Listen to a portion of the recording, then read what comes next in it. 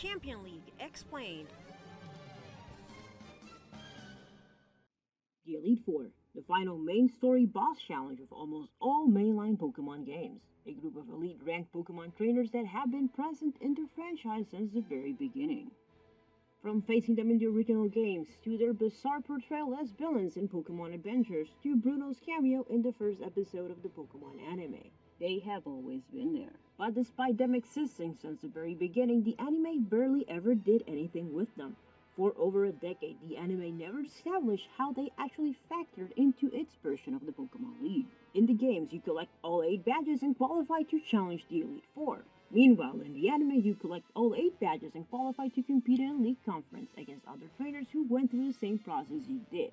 And in some unique cases, you can actually attend a specialized school that would earn you similar credentials to participate. And for 3 generations, that's basically all we knew about the Pokemon League in the anime, taking a decade for all members of Kanto's Elite Four to make some sort of appearance in the anime, with no confirmed Kanto champion. We would also get to see Drake of Hoenn Elite Four, but never got to see any other member. And Steven was not even referred to as champion when he first showed up in Advanced Generation, basically filling the role of a character of the day for that episode. So, by this point we had been sporadically introduced to one set of elite trainers and barely knew anything about the other. The anime had basically given us nothing on how the Elite Four factored into things. We hadn't even been confirmed of any regional champions yet. This will all change with Diamond and Pearl episode 35, or episode 501 of the series as a whole. In this episode, Lucian of the Sinnoh Elite Four explains to Ash and his friends that in order to challenge the Regional Elite Four, you have to win the Regional League Conference. And that makes perfect sense, and feels a lot more realistic than the games, where it feels like anybody and their grandma can just conquer the 8 gyms and challenge the most powerful trainers in the region. The way the challenge is presented in the anime actually feels a lot more complex, like there's more weight to it. In the anime, you participate in a tournament with dozens if not hundreds of other participants, all with the same goal in mind, knowing only one will prevail. And that who prevails has to beat 4 other trainers that most likely outclass everybody in the prior tournament, then to go on to defeat somebody even stronger. Somebody that went through the whole process just to get to where they are at now. It sounds like pretty awesome stuff for a good story, huh? Well, sadly Ash never got to face off at a Champions League. After Diamond and Pearl, it was rarely ever brought up again. We can assume the likes of John Dixon, Tyson, Tobias, Virgil, and Lon all had the opportunity to challenge the respective Regional Elite Four. Now, whether or not they did, we don't know. I also believe it is implied Iris did challenge the Unova Elite Four and Alder to obtain her current title, but how she obtained the opportunity to basically participate in Unova's Champion League is never actually clarified. Alola.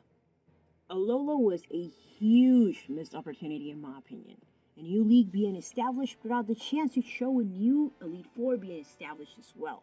Ash winning the Alola League to then face off against the newly established Elite Four would have been amazing to see. But with a very underwhelming league conference and rather weird character directions, certain characters who are Elite Four members in the games were taken in the anime, it was obvious the anime had no intentions to make the best of the situation.